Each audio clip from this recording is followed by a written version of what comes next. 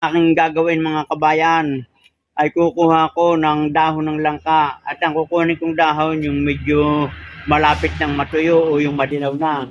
At ang dahon ito mga kabayan ay aking susunugin sa apoy at siya kong ihahaplas o ipapahid sa aking sugat sa binti. At ito ay naramdaman ko na lamang na kumakati at nagkaroon na ng sugat. Ito mga kabayan, ang 5 dahon ng langka na kinuha ko na kulay madilaw-dilaw na ma-orange-orange na malapit na siyang malaglag. Ngayon ito yung ating susunugin dito sa apoy at yung pinagsunugan ay ating ilalagay dito sa ating lagayan. Ito lalagyan natin ng langis at yan natin ipapahid sa ating sugat. Ito ating susunugin. At itong pamamaraang ito mga kabayan ay namanak pa sa aking mga magulang nung ako'y edad na mga 10 taong gulang ay nagkaroon din po ng ganyang klaseng sugat na medyo makati at nakanas at nagkakaroon ng tubig. Ito yung kanyang ginamot. Ay natatandaan ko pa. At yan na kung kukunin yung ating sinunod na dahon ng langka. Dahan-dahan lamang at baka matanggal yung ulit, yung pinakaabo. At pagkatapos nating makuha yung abo ng sinunog na dahon ng langka, ito nandito na sa ating lagayan.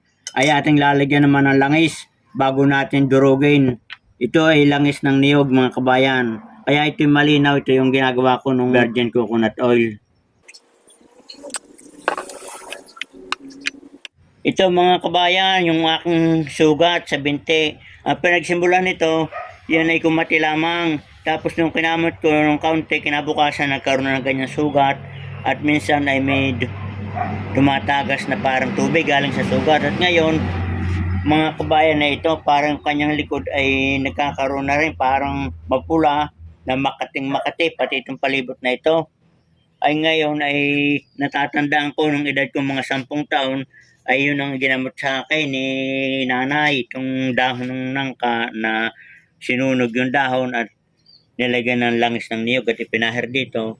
At natandaan ko hindi ilang araw lang o isang linggo ay gumaling agad at nabahaw. So ito mga kabayan, yung sinunog kong dahon ng nangka ay atin ang ipapahir dito sa ating sugat.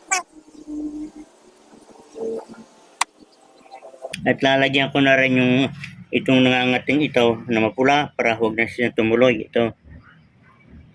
Napakakatin itong mga kabayan.